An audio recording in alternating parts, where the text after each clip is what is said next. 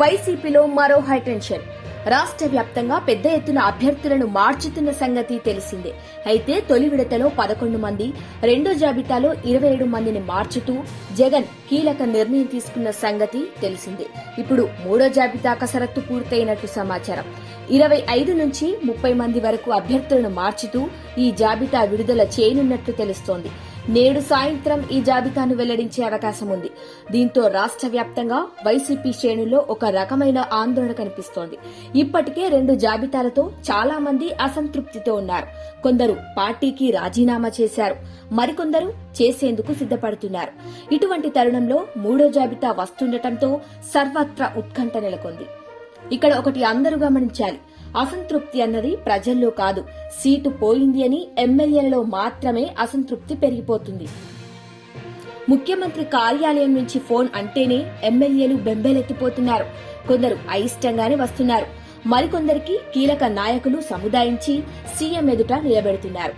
సోమవారం మంత్రి కొట్టు సత్యనారాయణ, ఎంపీలు బెల్లాన చంద్రశేఖర్, నందిగామ సురేష్, మార్గాని భరత్, ఎమ్మెల్యేలు ఎలీజా, జంగాలపల్లి శ్రీనివాసులు, మొండితోక జగన్మోహన్ రావు, ఎమ్మెల్సీ అరుణ్ కుమార్, మాజీ ఎమ్మెల్సీ డొక్కా మాణిక్యవరప్రసాద్ తదితరులు సీఎం క్యాంప్ ఆఫీస్కు వచ్చారు.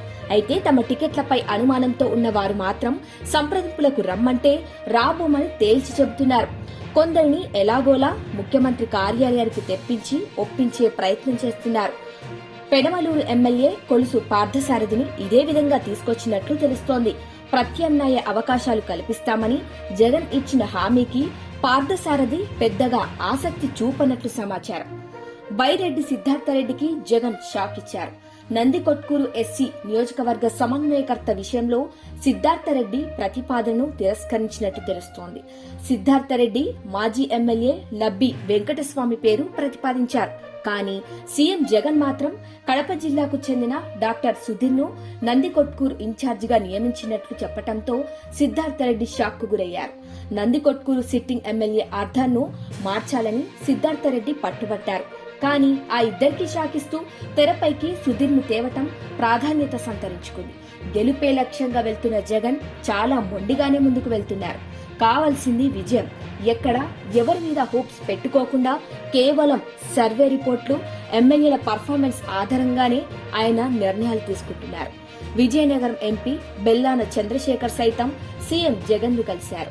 ఈసారి ఎంపీగా చిన్న శ్రీనును పోటీ చేయిస్తామని, మీకు సముచిత స్థానం కల్పిస్తామని జగన్ వారించే ప్రయత్నం చేశారు. అయితే తనకు ఎక్కడో ఒక చోట సర్దుబాటు చేయాల్సిందేనని బెల్లాన చంద్రశేఖర్ తేల్చి చెప్పినట్లు సమాచారం.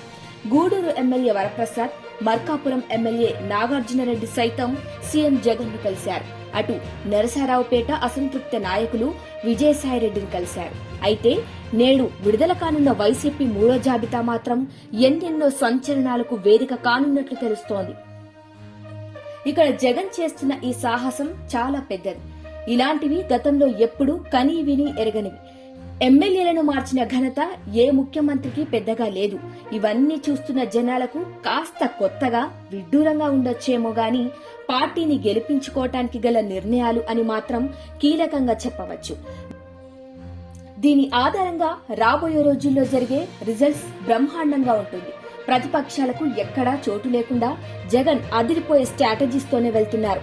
కావున ఎన్నికలు ఎప్పుడు వచ్చినా అధికార పార్టీ ఎంత మెజార్టీతో గెలుస్తుంది అన్నదే చూడాల్సిన అవసరం ఉంది తప్ప మరొకటి కాదు అన్నది క్లియర్ గా అర్థమవుతోంది. ఈసారి 25 మంది కొత్త ఇన్ఛార్జీలు వచ్చినా, 30 మంది వచ్చినా జగన్ మంచి కోసమే ఇదంతా తీసుకుంటున్నారు అన్నది మాత్రం మర్చిపోకూడదు. ఈ వీడియో నచ్చితే లైక్ చేయండి, షేర్ చేయండి.